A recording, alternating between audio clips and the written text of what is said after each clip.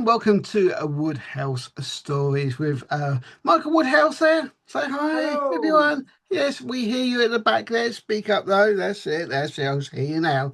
And myself, of course, down the bottom there. Yeah.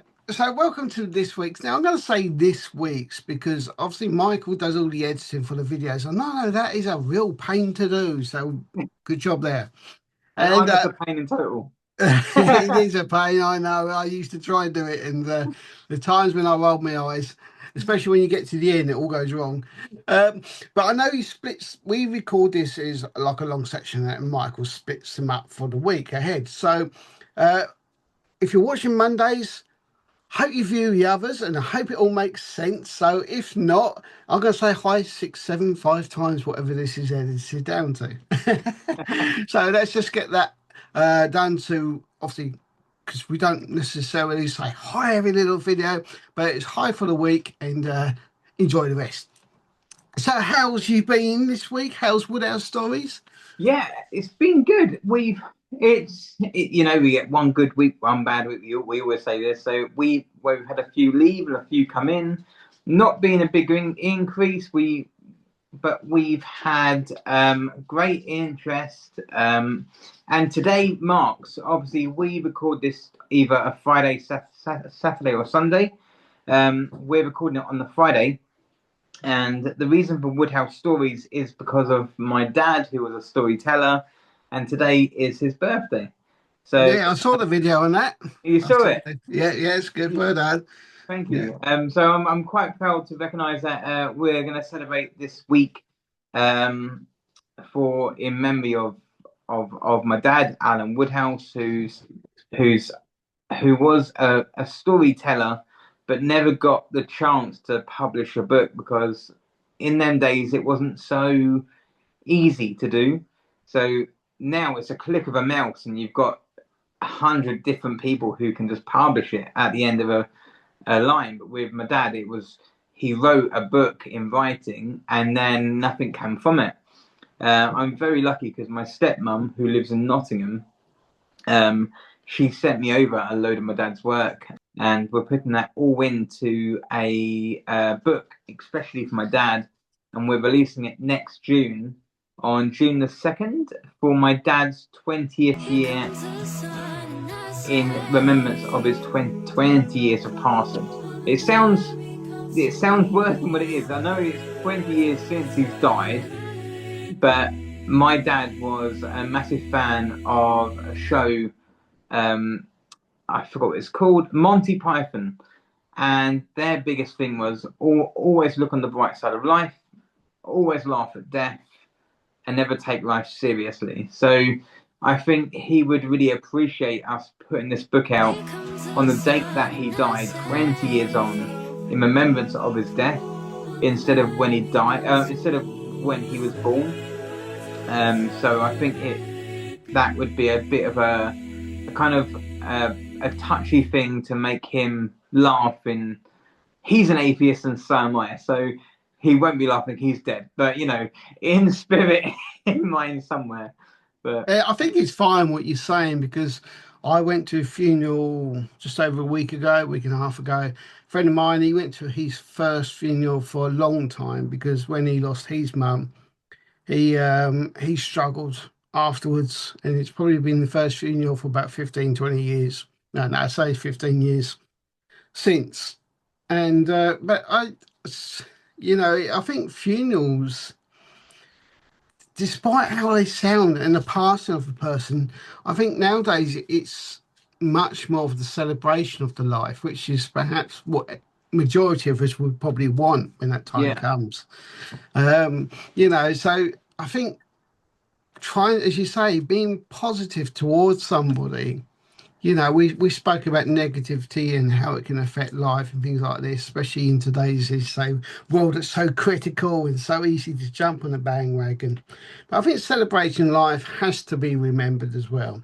definitely, for definite. And the best thing about it is my dad was a human being that he had a heart of gold, but he would never share his heart with people that didn't matter to him. So he would share his heart with the people that he liked. A bit like me in the aspect of, if you give me an inch, I'll give you a mile. And with him the same. But he wrote all these stories, and very dark stories and amazing stories. But one thing that I haven't even told my mum this, so this is going to be a off the record here. Uh, Exclusive. so when I was like 4, obviously, my dad was a horror fan, so I watched Halloween when I was 4, Halloween 2, and then I was always a lover of them films and Deadly Friends and all them kind of films. Um, but when your parent tells you like a bedtime story, and it's like a nice story to say, okay, right, here's a bedtime story, son, and Jack and Jill rode up the hill. No, no, no. My dad was like, so and so went into a bedroom and committed suicide. Why did he commit suicide? And then it's like, someone killed themselves. Why did they kill themselves? Who stabbed him and who done that? And that's my bedtime stories from all my life.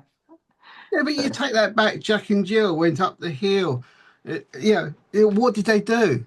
They rolled down a hill, killed Jack and Ori. Humpty Dumpty fell and broke everywhere and killed himself. yeah, it's a good point. It's just, many songs have got words, meanings that we, as a child, your brain works in such a different way. It's, You know, to this is sometimes why, sorry, children, if you're a youngster watching this, sometimes you get certain things and certain children, PG films, should we say, that adults will take different than yeah, a child will, or a saying, or a meaning, or something definitely. like that. As to the fun of it though, and they can get away with it because of that as well. Yeah, and that's something that I think my mum would have not agreed with the film or the books or whatever. But the reason behind each book, and that's what I pride myself about the Woodhouse stories now. However dark or dangerous these books get, there's a purpose to each book, and there's a meaning behind each book. So the book called 53, it's about a load of people who buy the property 53 Periwinkle Avenue. That's based on my dad's old house, 53 Periwinkle Close. Now, he told me this story in that house, and the story is the basic story is with my dad. He told me about one person that lived in this house, and he killed himself at this window facing outwards. And it was a woman who lived in the house opposite, who was what's it called when you're hypnotizing them. So she was a hypnotizing person to make everyone who lived in that house kill themselves. So I took that story and I put it into more of a dramatic kind of style where it's resold, resold, resold, resold to find out, wait, why is everyone dying in this house? And then it turns out to be the woman isn't a hypnotist. In the book, the woman's a witch, a dead witch. But it's, yeah, so everything's based on that. But the story was not everything's bad. It's sometimes people like the witch is just not in a real kind of place and shouldn't exist. And so in the real world, people will be told off for what they do wrong. Well, this is in the 90s when that actually happened. It's not like now when you get away with fucking anything. But like in the 90s, people would be told off for what they've done wrong. And but no, the books are all based on that. So yeah, Yeah, absolutely. You say you're not doing. I say you've had an average week. You said at the start for the just to conclude this Woodhouse stories bit. I actually think you've done pretty well this week because I've been checking your numbers. A few weeks ago was just saying how you just reached 600 on your Facebook. Now you're on 614. On your Instagram, you're 1,386 plus the YouTube, which we skip over. So you're over 14,000 people now. 1,400 people are now following on the social media plus. So I say that is a really good start. But I know it's a quick pun here. Max has actually got the 700 for the first time this week, and it stayed like it. It's still like it. It's like Well, you 700 finally got there. the 700. Still did, yeah. Finally got to the 700. Amazing news. So let's end on the positive with our stories. So come back tomorrow. Here comes the sun, and I say.